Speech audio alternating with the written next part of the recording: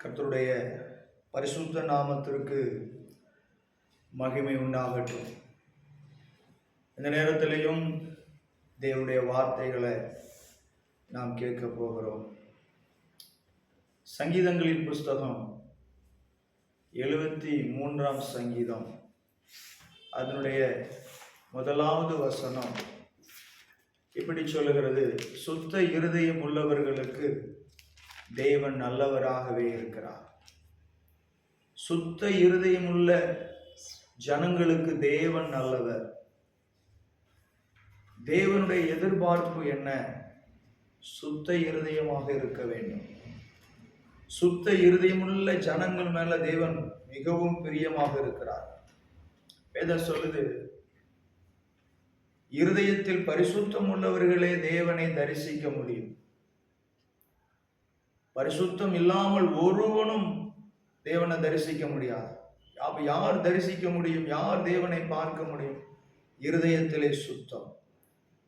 இந்த இருதயத்திலே சுத்தம் என்பது எப்படி வருகிறது? தேவனுடைய வார்த்தையினாலே நமக்கு சுத்திகரிப்பு வருகிறது. பரிசுத்த ஆவியானவராலே நமக்கு சுத்திகரிப்பு உண்டாகிறது. அன்பான கர்த்தருடைய ஜனமே, நம்முடைய இருதயத்திலே சுத்தம் என்பது நம்முடைய பார்வைக்கு நலமான, என் பார்வைக்கு நான் நலமா இருக்கிறேன், என் இருதயத்திலே சுத்தமா இருக்கிறேன் என்று எண்ணுவது அல்ல. மனுஷனுக்கு செம்மையாக தோன்றுகிறது எல்லாம் எப்படியாக இருக்கும்? அசுத்தமானவைகளாக இருக்கும். ஆனால் தேவனுக்கு நலமானவைகளை, தேவனுக்கு செம்மையான காரியத்தை செய்யணும். அப்ப இருதயத்தை எப்படி செவ்வைப்படுத்துவது, இருதயத்தை எப்படி சுத்தப்படுத்துவது அப்படிங்கும் பொழுது நாம் நம் தேவனுடைய வார்த்தையினாலே, தேவனுடைய ஆவியானவராலே நம்முடைய இருதயங்கள் சுத்தமாக்கப்பட வேண்டும். ஒரு கபடற்ற இருதயம், உள்ளொன்று வைத்து வெளியே ஒன்று பேசுவதல்ல. ஒரு கபடற்ற இருதயம், ஒரு திறக்கப்பட்ட ஒரு புத்தகமாக நம்ம மாறும் பொழுது, தேவனுடைய வார்த்தையின்படி வாழும் பொழுது சுத்த இருதயமாக வாழ முடியும். சுத்த இருதயமாக வாழ முடியும். அன்பான கர்த்தருடைய ஜனமே, இந்த சங்கீதத்தை ஆசாப் எழுதினான். ஆனால் இந்த சங்கீதத்திலே இன்னொரு இதே சங்கீதத்திலே இந்த சங்கீதக்காரனாகிய ஆசாப் சொல்லுகிறான், நான் விருதாவாகவா என் இருதயத்தை சுத்தமாக்கினேன் என்று சொல்லுகிறான். ஏன் அப்படி சொல்லுகிறான் அப்படின்னா, நீங்க அதனுடைய 3வது வசனத்திலிருந்து வாசிக்கும் பொழுது அங்க என்ன சொல்லப்படுகிறது? ஒரு துன்மார்க்கனை குறித்து, அதாவது பாவத்திலே இருக்கக்கூடிய ஒரு அசுத்தமான ஒரு மனிதன், தேவனை அறியாத ஒரு மனிதன் எப்படிப்பட்டவனாக இருக்கிறான்? எல்லா விதத்திலையும் ஒரு நல்ல ஒரு பணத்திலும் சரி, பொருளாதாரத்திலையும் சரி, எல்லா காரியத்திலையும் நலமாக இருக்கிறான், மரண பரியந்தமும் இடுக்கணில்லை என்று சொல்லி சங்கீதம் 73 நாம் பார்க்கிறோம். அப்போ இங்க இருதயத்தை சுத்தமாக்கின, தேவனுக்கு பயந்து, தேவனுடைய வார்த்தைக்கு பயந்து, ஸ்தோத்திரம், உண்மையாய் இருக்கக்கூடிய மனிதன் இந்த துன்மார்க்கனை பார்க்கும் பொழுது என்ன மாதிரியான எண்ணங்கள் வருகிறது? நான் தேவனை நம்பி இருக்கிறேன், நான் தேவனை சார்ந்து இருக்கிறேன், நான் தேவனுக்கு பயந்து வாழ்ந்து கொண்டிருக்கிறேன், ஆனால் என்னுடைய லைஃப்ல ஒரு பெரிய மாற்றங்கள் இல்லாமல் இருக்கிற நிலைமையிலேயே நான் இருந்து கொண்டிருக்கிறேனே, ஒரு முன்னேற்றம் இல்லாத ஒரு நிலைமையில நான் இருந்து கொண்டிருக்கிறேனே, நான் தேவனை தேடுவது ஒரு வீணான காரியமா, தேவனை சார்ந்து இருப்பது ஒரு வீணான காரியமா என்று இப்படிப்பட்ட பல எண்ணங்கள் ஒரு தேவனை நம்பி இருக்கிற ஒரு தேவனுடைய பிள்ளைகளுக்கு உண்டாகிறது. அன்பானவர்களை, துன்மார்க்கனை பார்த்தேன், அவன் மரண பரியந்தமும் அவனுக்கு வேதனை இல்லை, அவன் உயர்ந்த நிலைமையில் இருக்கிறான், ஒரு ஒரு ஒரு சுகஜீவிகளாக இருக்கிறான், ஒரு ஆஸ்தியிலே பெருக்கம் உள்ளவனாக, பொருளாதாரத்திலே பெருக்கம் உள்ளவனாக, எல்லா காரியத்திலும் நல்லா இருக்கிறான். ஆனா நான் விசுவாச வாழ்க்கையில தேவனையும் தேவனுடைய வார்த்தையும் சார்ந்து போகிற ஒவ்வொரு சமயமும் என்னுடைய வாழ்க்கையில ஒரு மிகப்பெரிய ஒரு தடுமாற்றம் இருக்கிறதே. ஸ்தோத்திரம். இப்படி பலவிதமான கேள்விகளும் எண்ணங்களும் என்ன செய்கிறது? ஒரு தேவனுடைய பிள்ளைகளுக்கு உருவாகிறது. அதிலே சங்கீதக்காரன் அதுல 3வது வசனத்திலிருந்து நாம் அப்படி வாசிக்கும் பொழுது அங்க என்ன சொல்லப்படும், இப்படி ஒவ்வொரு வசனமாக வாசிக்க வாசிக்க வாசிக்க அங்க என்ன சொல்லப்படுகிறது அப்படின்னா, துன்மார்க்கன் நல்லா இருக்கிறான். ஆனா இதெல்லாம் நான் பார்க்கும் பொழுது என்னுடைய இருதயத்தில் ஒரு ஆதங்கம் வருகிறது, என் இருதயத்தில் ஒரு விதமான ஏக்கங்கள் வருகிறது. தகப்பனை நான் உம்மை தேடுவது விருதாவா? நான் பண்ணுகிற ஜபம் விருதாவா? நான் உமக்காக படுகிற பிரயாசங்கள் விருதாவா? நான் உமக்காக காத்திருக்குதல் விருதாவா? உங்களுடைய வார்த்தைக்கு நான் கீழ்ப்படிந்து நடக்கிறேனே, இது எல்லாம் வீணான ஒரு காரியமா? ரட்சிக்கப்படாத ஒரு மனிதன் எப்படிப்பட்ட ஒரு நிலைமையில் இருக்கிறான், ஒரு துன்மார்க்கமான மனிதன் எப்படிப்பட்ட ஒரு நிலைமையில் இருக்கிறான், நானோ இவ்வளவு கஷ்டத்துக்கு மத்தியில, ஒரு நெருக்கடியான சூழ்நிலைகளுக்கு மத்தியில நான் போகிறேனே அப்படிங்கிற ஒரு மனநிலைமையில, அப்படிப்பட்ட ஒரு போராட்டத்தினுடைய நெருக்கத்துக்குள்ள அங்க காணப்பட்டான். அன்பானவர்களே, இன்றைக்கு சங்கீதக்காரனை போல இன்றைக்கு நாமும் நம்முடைய வாழ்க்கையிலையும் இப்படி பலரும் பலவிதமான கேள்விகளோடு கூட நாம் நின்று கொண்டிருக்கிறோம். பலவிதமான மன ஆதங்கங்களாக நாம் இருந்து கொண்டிருக்கிறோம். ஆனால் ஒன்று நாம் அறிந்து கொள்ள வேண்டும், ஒரு நாளும் தேவன் நமக்கு நன்மையை அன்றி தீமையை ஒரு நாளும் செய்கிற தேவன் அல்லவே. அன்பானவர்களே, நல்லா நாம் அறிந்து கொள்ளணும், தீமையை அவர் ஒரு நாளும் செய்கிற தேவன் அல்லவே. நிறைய நேரங்களில் இப்படிதான் நாம் என்ன செய்கிறோம், யோசித்து நம்முடைய வாழ்க்கையை வீணாக்குகிறோம். சில நேரங்களில் விசுவாசத்திலே தடுமாறுகிறோம், நம்முடைய ஜெப வாழ்க்கை தடுமாறுகிறது, நாம் தேவனை தேடுகிற தேடுதல் தடுமாறுகிறது, நம்முடைய உபவாசங்கள் தடுமாறுகிறது, தேவன் மேல இருக்கக்கூடிய அன்பு தடுமாறுகிறது, தேவனோடு சேர்ந்து ஓடுகிற ஓட்டம் என்ன செய்கிறது, குறைகிறது. இதை பார்க்கும் பொழுது நம்முடைய இருதயத்துக்குள்ளே ஒரு விதமான மனமடிவு உண்டாகிறது, ஒரு விதமான இடரல்கள் நமக்குள்ளே உண்டாகிறது.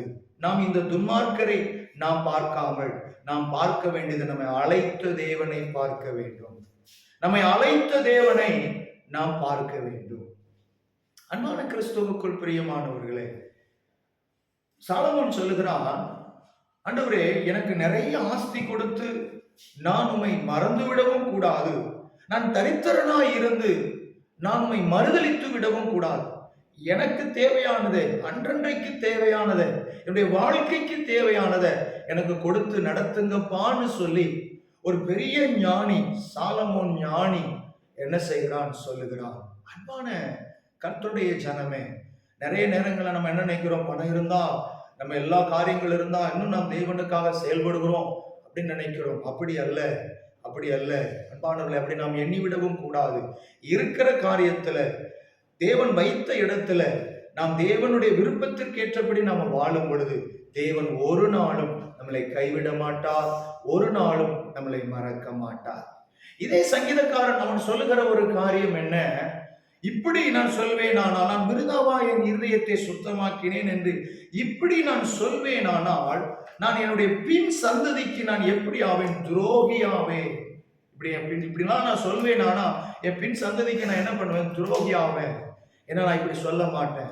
நான் அந்த துன்மார்க்கருடைய முடிவை நான் நினைத்து பார்க்கும் பொழுது, அவனுடைய முடிவு என்னவாக இருக்கிறது அப்படின்னு நினைத்து பார்க்கும் பொழுது, அவன் எங்க இருக்கிறானா, மரணத்தினுடைய விளிம்பில் நிற்கிறானா, ஒரு சறுக்கலான இடத்துல இருக்கிறானா. அந்த சங்கீதம் முழுவதும் வாசிச்சா இப்படி நம்ம தெளிவாய் பார்க்கலாம். அவன் ஒரு சறுக்கலான இடம், இப்படி சொல்லலாம், அவனுடைய நரகத்தினுடைய விளிம்பில் இருக்கிறான், பாதாளத்தினுடைய விளிம்பில் இருக்கிறான். அவன் கீழே விழுந்தால் பாதாளத்திலே விழ வேண்டும். அன்பான கிறிஸ்துவுக்குள் பிரியமானவர்களே, நீங்களும் நானும் தேவனுக்கு பயந்து நடக்கிற பிள்ளைகள் சறுக்கலான நரகத்தினுடைய விளிம்பில இல்லை. நாம் எங்க இருக்கிறோம், தேவனோடு இருக்கிறோம், தேவனுடைய பாதத்தில் இருக்கிறோம். அப்ப பாருங்க, சங்கீதக்காரன் சொல்கிறான், நான் இப்படி என் விருதாவாகவா என் இருதயத்தை சுத்தமாக்கினேன் என்று நான் சொல்வேனானால் நான் என் பின் சந்ததிக்கு நான் துரோகி ஆவேன்.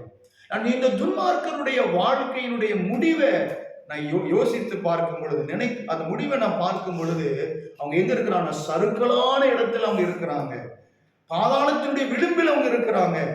அவங்க வாழ்க்கை ஒரே நிமிஷத்துல பணத்தினாலையும் பதவியினாலையும் பெருமைகளினாலையும் அகந்தையினாலையும் உலகத்தினுடைய இன்பங்களினாலும் அவங்க விழுந்து போறாங்க. தேவனோ நம்மளை பெருமைகளுக்கு விலக்கி காக்கிறார், அகந்தைகளுக்கு விலக்கி நம்மளை காக்கிறார்.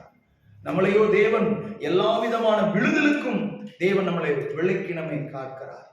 அப்ப பாருங்க, தேவன் எதை விரும்புகிறார்? அவருடைய பிள்ளைகளாகிய நம்மை ஒரு நாளும் இழப்பதற்கு தேவன் விரும்பவில்லை. அவருடைய பிள்ளைகளாகிய நம்மை ஒரு நாளும் அவர் இழப்பதற்கு அவர் விரும்பவில்லை. ஏன்னா ஒரு காரியத்தின் நிமித்தம் பெருமை வருகிறது என்றால் அது நம்ம கைக்கு வராமல் இருப்பது நல்லது.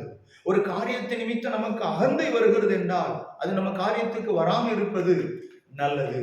அன்பான கிறிஸ்துவுக்குள் பிரியமானவர்களே, நன்றாய் நாம் அறிய வேண்டும், பெருமையினாலும் அகந்தையினாலும் மனம் மேட்டுமைகளினாலும் துன்மார்க்கமான வாழ்க்கையினாலும் நம்ம எப்படி எண்ணி போய்விடக்கூடாது. தேவனையும் இழந்து நம்ம கூட இருக்கக்கூடிய நபர்களையும் இழந்து நாம் நரகத்துக்கு போய்விடக்கூடாது. அன்பான கிறிஸ்துவுக்குள் பிரியமானவர்களே, அப்போ தேவன் விரும்புகிறது என்ன? நீங்க இருதயத்தில் எப்பவும் சுத்தமாயிருங்க, நிதானம் உள்ளவர்களாயிருங்க, தேவனுக்குள்ளே பரிசுத்த சிந்தை கொண்டவங்களாயிருங்க, தாழ்மையான ஒரு சிந்தை கொண்டவர்களாயிருங்க என்று சொல்லி தேவன் நம்மை பார்த்து சொல்லுகிறார். அன்பு கிறிஸ்துவுக்குள் பிரியமானவர்களே, நீங்களும் நானும் இருதயத்திலே சுத்தம் உள்ளவர்களாய் இருப்போமானால் தேவன் நம்மளை நிதானம் உள்ளவர்களாய் மாற்றுகிறார்.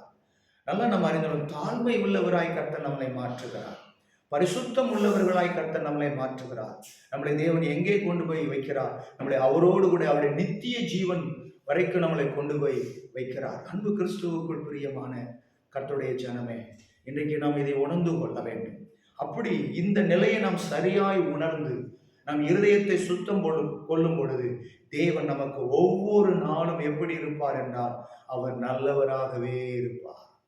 அவர் நம்முடைய வாழ்க்கையில நன்மை செய்கிறவராகவே இருப்பார். அவருடைய நம்முடைய வாழ்க்கையில நம்மை ஆசீர்வதிக்கிற தேவனாகவே இருப்பார். அன்பு கிறிஸ்துவுக்குள் பிரியமானவர்களே, நம்மை ஒரு நாளும் ஒருபோதும் நம்மை மறந்து அவர் கைவிட்டு போகவே மாட்டார்.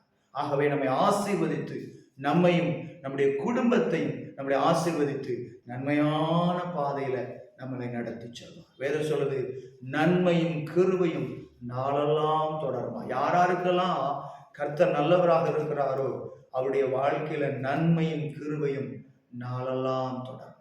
அப்ப தேவன் நம்ம இடத்துல அவர் நம்மோடு கூட இருந்தவர் நம்ம நடத்துகிற காரியம் என்ன?